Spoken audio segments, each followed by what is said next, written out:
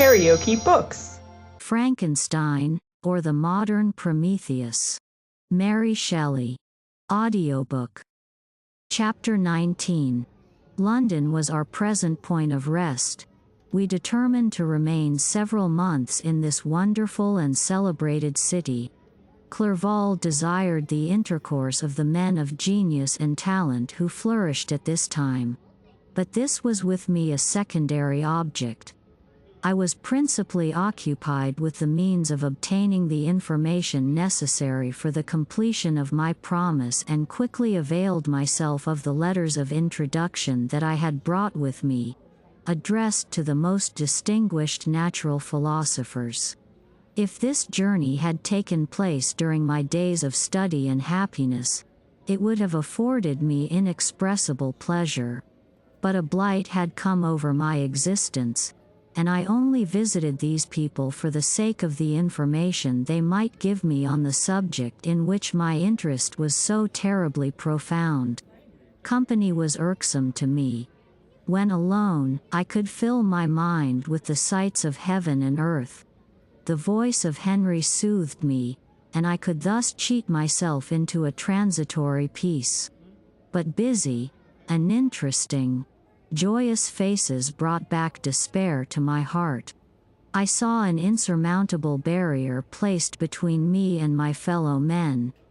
This barrier was sealed with the blood of William and Justine, and to reflect on the events connected with those names filled my soul with anguish. But in Clerval I saw the image of my former self. He was inquisitive and anxious to gain experience and instruction. The difference of manners which he observed was to him an inexhaustible source of instruction and amusement. He was also pursuing an object he had long had in view. His design was to visit India, in the belief that he had in his knowledge of its various languages, and in the views he had taken of its society, the means of materially assisting the progress of European colonization and trade. In Britain only could he further the execution of his plan. He was forever busy, and the only check to his enjoyments was my sorrowful and dejected mind. I tried to conceal this as much as possible, that I might not debar him from the pleasures natural to one who was entering on a new scene of life, undisturbed by any care or bitter recollection. I often refused to accompany him, alleging another engagement, that I might remain alone. I now also began to collect the materials necessary for my new creation, and this was to me like the torture of single drops of water continually falling on the head. Every thought that was devoted to it was an extreme anguish, and every word that I spoke in allusion to it caused my lips to quiver, and my heart to palpitate. After passing some months in London, we received a letter from a person in Scotland who had formerly been our visitor at Geneva. He mentioned the beauties of his native country and asked us if those were not sufficient allurements to induce us to prolong our journey as far north as Perth, where he resided. Clerval eagerly desired to accept this invitation, and I, although I abhorred society, wished to view again mountains and streams and all the wondrous works with which nature adorns her chosen dwelling places. We had arrived in England at the beginning of October, and it was now February. We accordingly determined to commence our journey towards the north at the expiration of another month. In this expedition we did not intend to follow the great road to Edinburgh, but to visit Windsor, Oxford, Matlock, and the Cumberland Lakes, resolving to arrive at the completion of this tour about the end of July. I packed up my chemical instruments and the materials I had collected, resolving to finish my labors in some obscure nook in the northern highlands of Scotland. We quitted London on the 27th of March and remained a few days at Windsor, rambling in its beautiful forest. This was a new scene to us mountaineers. The majestic oaks, the quantity of game, and the herds of stately deer were all novelties to us. From thence we proceeded to Oxford. As we entered this city, our minds were filled with the remembrance of the events that had been transacted there more than a century and a half before. It was here that Charles I had collected his forces. This city had remained faithful to him, after the whole nation had forsaken his cause to join the standard of Parliament and liberty. The memory of that unfortunate king and his companions, the amiable Falkland, the insolent Goring, his queen, and son, gave a peculiar interest to every part of the city which they might be supposed to have inhabited. The spirit of elder days found a dwelling here, and we delighted to trace its footsteps. If these feelings had not found an imaginary gratification, the appearance of the city had yet in itself sufficient beauty to obtain our admiration.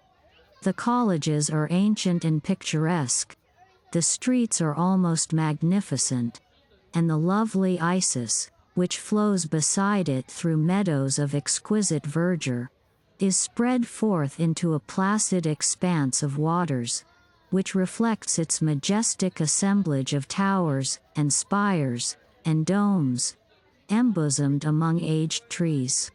I enjoyed this scene, and yet my enjoyment was embittered both by the memory of the past and the anticipation of the future. I was formed for peaceful happiness. During my youthful days discontent never visited my mind, and if I was ever overcome by ennui, the sight of what is beautiful in nature or the study of what is excellent and sublime in the productions of man could always interest my heart and communicate elasticity to my spirits. But I am a blasted tree. The bolt has entered my soul, and I felt then that I should survive to exhibit what I shall soon cease to be. A miserable spectacle of wrecked humanity, pitiable to others and intolerable to myself. We passed a considerable period at Oxford, rambling among its environs and endeavoring to identify every spot which might relate to the most animating epoch of English history. Our little voyages of discovery were often prolonged by the successive objects that presented themselves. We visited the tomb of the illustrious Hampden and the field on which that patriot fell. For a moment my soul was elevated from its debasing and miserable fears to contemplate the divine ideas of liberty and self-sacrifice of which these sites were the monuments and the remembrancers. For an instant I dared to shake off my chains and look around me with a free and lofty spirit. But the iron had eaten into my flesh, and I sank again, trembling and hopeless, into my miserable self. We left Oxford with regret and proceeded to Matlock, which was our next place of rest. The country in the neighborhood of this village resembled, to a greater degree, the scenery of Switzerland. But everything is on a lower scale, and the green hills want the crown of distant white Alps which always attend on the pinny mountains of my native country. We visited the wondrous cave and the little cabinets of natural history, where the curiosities are disposed in the same manner as in the collections at Servox and Chamonix. The latter name made me tremble when pronounced by Henry, and I hastened to quit Matlock, with which that terrible scene was thus associated. From Derby, still journeying northwards, we passed 2 months in Cumberland and Westmoreland. I could now almost fancy myself among the Swiss mountains. The little patches of snow which yet lingered on the northern sides of the mountains, the lakes, and the dashing of the rocky streams were all familiar and dear sights to me. Here also we made some acquaintances, who almost contrived to cheat me into happiness. The delight of Clerval was proportionably greater than mine. His mind expanded in the company of men of talent, and he found in his own nature greater capacities and resources than he could have imagined himself to have possessed while he associated with his inferiors. "I could pass my life here," said he to me, "and among these mountains I should scarcely regret Switzerland and the Rhine." But he found that a traveler's life is one that includes much pain amidst its enjoyments.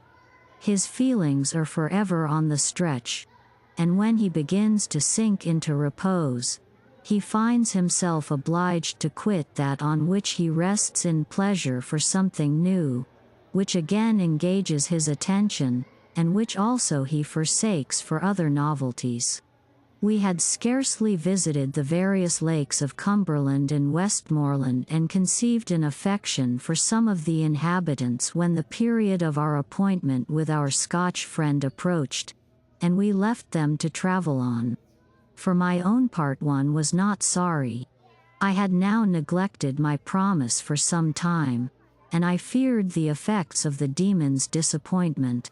He might remain in Switzerland and wreak his vengeance on my relatives.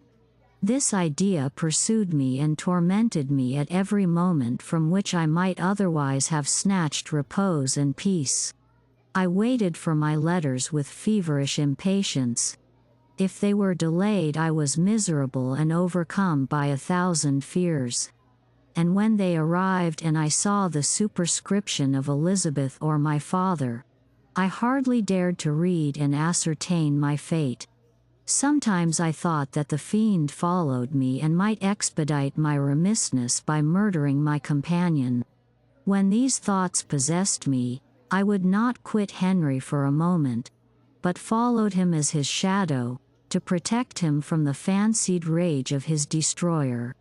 I felt as if I had committed some great crime, the consciousness of which haunted me.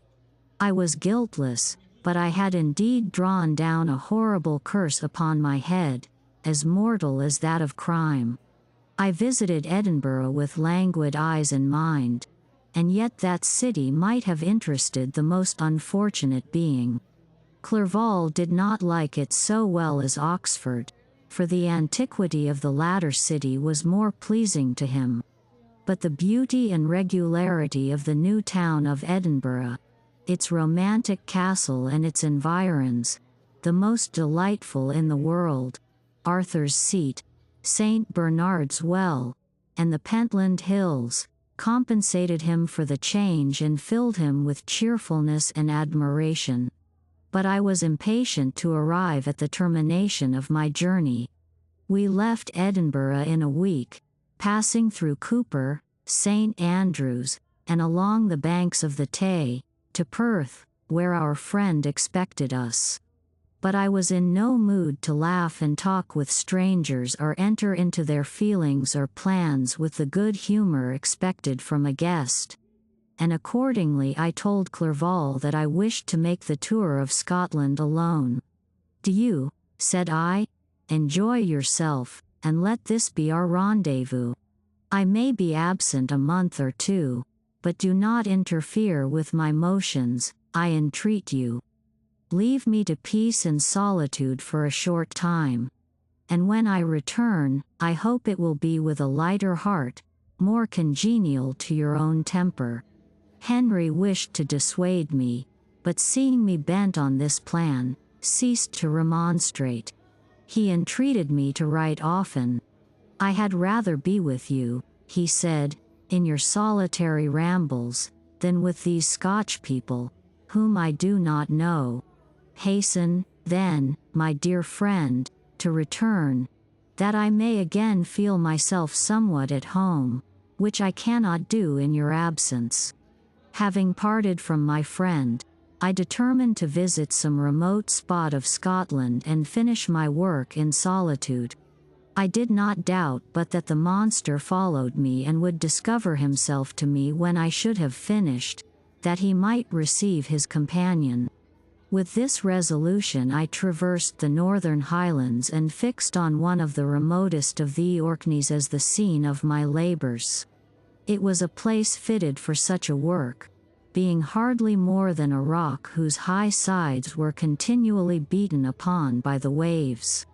The soil was barren, scarcely affording pasture for a few miserable cows, and oatmeal for its inhabitants, which consisted of 5 persons, whose gaunt and scraggy limbs gave tokens of their miserable fare.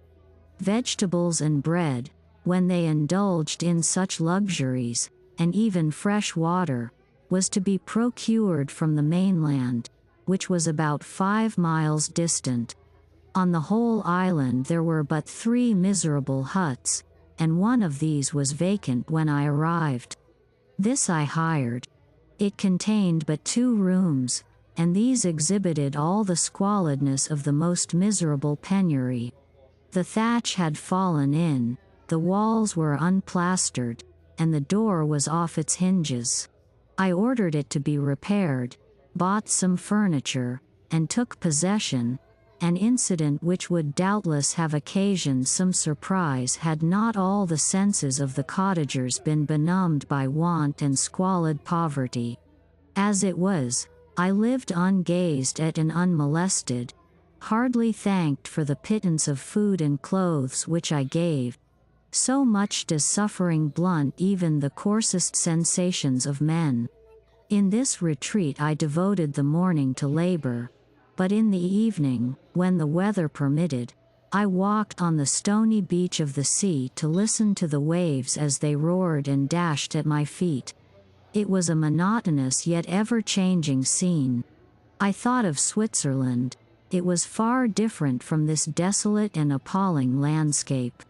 Its hills are covered with vines, and its cottages are scattered thickly in the plains.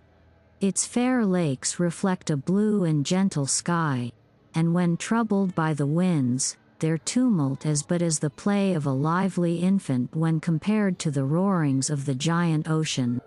In this manner I distributed my occupations when I first arrived, but as I proceeded in my labor, it became every day more horrible and irksome to me.